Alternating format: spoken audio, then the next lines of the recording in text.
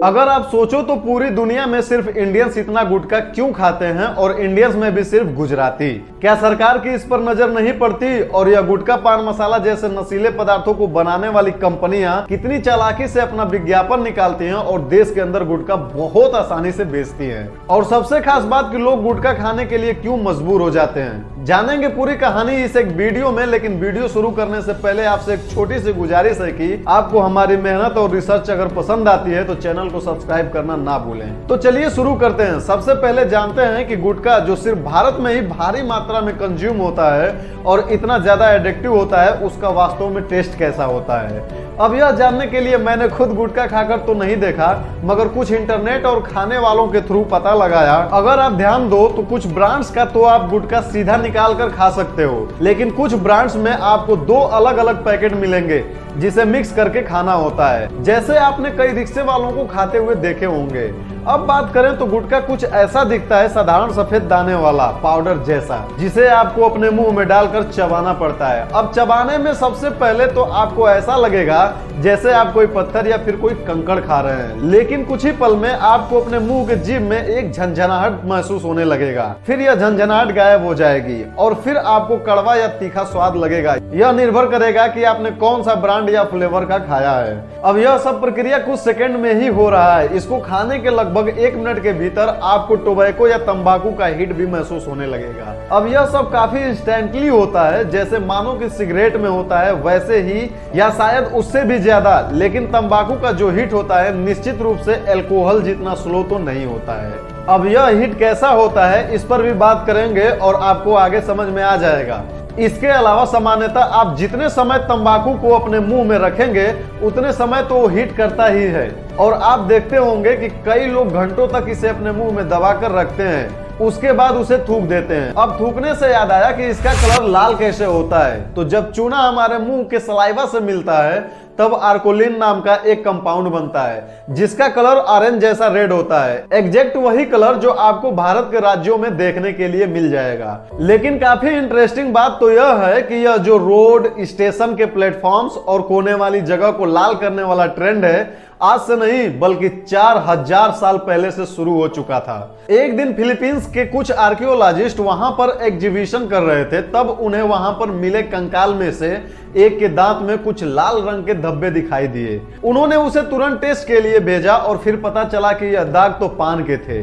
अब भारत में पान और सुपारी एस्ट्रोनेशियन ट्रेडर्स यानी कि इंडोनेशिया और मली आइसलैंड पर रहने वाले जो व्यापारी होते थे, वे लोग पहली बार भारत लाए थे, जहां से वह पान इतना फैला कि फाइनली मुगल और नवाबों के डाइट में भी इंक्लूड हो गया। नवाबों को तो उनके कोठे में जो उनकी तवायफे होती थी वह अक्सर नाच गाना करते समय पान खिला दिया करती थी। अब याद रहे, अब तक हम सिर्फ पान की बात कर रहे थे। फिर चलते हैं 17वीं शताब्दी में, जब से पान में एक हानिकारक इंग्रेडिएंट पड़ने लगा जो तंबाकू था। अब तंबाकू को देखिए तो पहली बार भारत के गुजरात राज्य के कायरा और मेहसाना जिले में ही उगाया जाता था और तभी से ऑल ओवर इंडिया जो टोबैको था वो पान में भी ऐड होने लग गया। अब यह एक मुख्य कारण हो सकता है कि भारत में जो गुजराती समुदाय होती है वह पार्टिकुलरली टोबैको कंजप्शन ज्यादा करती है। लेकिन आपको याद होगा भारत में अभी तक गुटखा इंट्रोड्यूस नहीं हुआ था।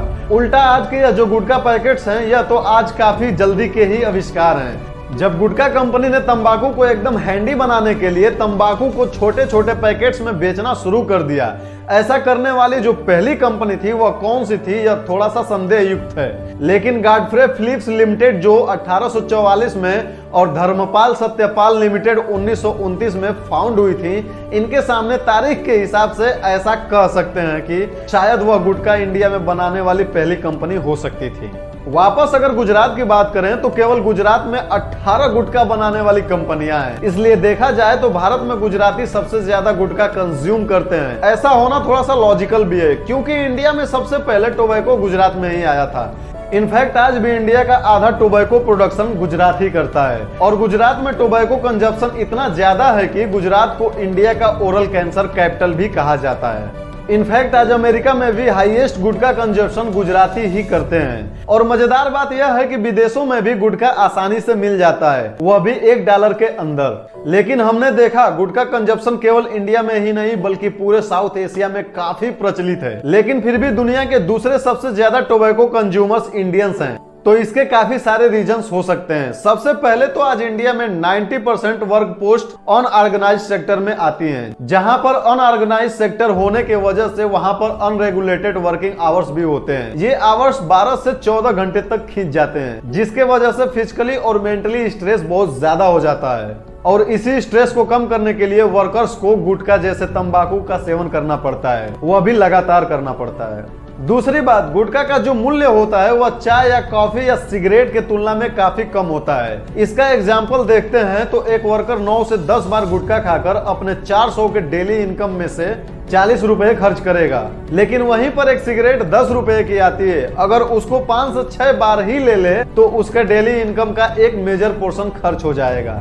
इसलिए आप देखोगे तो जो लोअर क्लास के व्यक्ति होते हैं वह गुटखा को ज्यादा प्रेफर करते हैं। लेकिन दुर्भाग्य से इंडिया का एक सेक्शन ऐसा भी है जो अपने भूख को दबाने के लिए गुटखा खाता है। बेसिकली गुटखा खाने के वजह से उन्हें भूख लगना कम हो जाता है, और इसलिए रिपोर्ट के अनुसार इंडिया की 70 मिलियन वुमेन अपनी भूख मिटाने के लिए गुटखा कंज्यूम करती हैं। वह गुटखा जिसका साइड इफेक्ट आपकी बॉडी में बहुत जल्द दिख जाता है। साल 2014 में अमेरिका में एक प्रयोग हुआ था जिसमें कुछ चूहों को 6 महीने तक लगातार गुटखा खिलाया गया था। अब इसको रिसर्च करने वाले ने ऑब्जर्व किया कि गुटखा खाने के मात्र 3 हफ्ते के अंदर चूहों पर इसका निगेटिव इम्पैक्ट पड़ने लग गया। जैसे चूहे के हार्ट, लीवर यानी उसकी पूरी बॉडी का वजन कम हो गया था। अब गुटखा खाने से तो चूहे की भूख कम हो गई थी, जिसके वजह से उसका वजन भी बहुत कम हो गया था।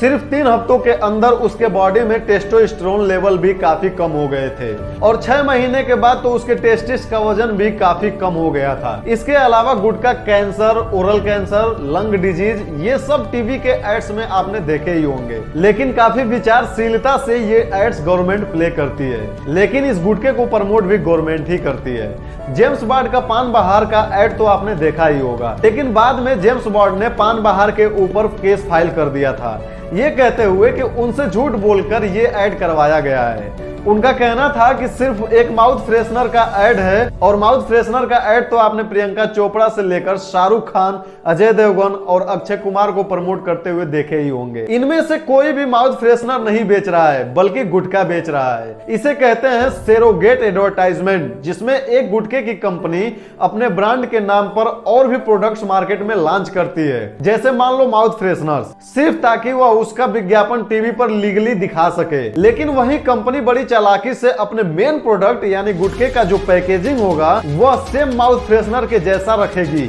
जिससे वह ऐड देखने वाले कस्टमर के दिमाग में उस ब्रांड का ब्रांड रिकॉर्ड बढ़ता जाएगा, ताकि फिर वो गुटखा लेने जाएंगे तो उन्हें वह ब्रांड याद रहेगा और उसे ही लेंगे। लेकिन आपको बता दूं कि यह सब कुछ पॉसिबल हो पा रहा है क्योंकि FSSAI गाइडलाइंस है। FSSAI गाइडलाइंस के कुछ सेक्शन के अंदर इंडिया में पान मसाला कंपनीज का निकोटीन और टोबैको वाले प्रोडक्ट को बेचना पूर्ण रूप से प्रतिबंधित है। लेकिन इस नियम को बाईपास करने के लिए इन गुटखा कंपनीज ने जुगाड़ निकाली है, और वह जुगाड़ है कि वो अपने पान मसाला सेसेस में तो टोबैको फ्री पान मसाला बेचते हैं, लेकिन उसके साथ अलग से एक पैकेट बेचते हैं जिसमें गुटखा होता है, जिसे पान के साथ मिलाकर वही सेम गुटखा बन जाता है और फिर उसे खाना होता है।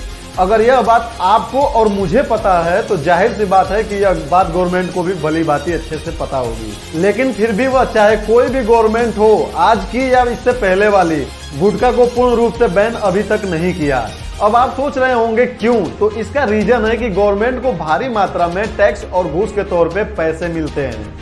आज टोबैको इंडस्ट्री में 36 मिलियन प्लस लोग कार्यरत हैं। इस एक सेक्टर से गवर्नमेंट को एक साल के अंदर लगभग 54,000 करोड़ का टैक्स रेवेन्यू और $923.8 मिलियन का एक्सपोर्ट रेवेन्यू भी मिलता है, और घूस तो एक अलग से इनकम का तरीका है। साल 2008 में तमिलनाडु के गुटखा बिजनेसमैन के घर पर जब एक बार रेड हुई, तब उसके घर पर एक डायरी मिली थी। उस डायरी में उस आदमी ने अपने बिजनेस के लिए जितने भी पैसे गवर्नमेंट ऑफिसर्स को खिलाए थे उन सब का डिटेल रखा था।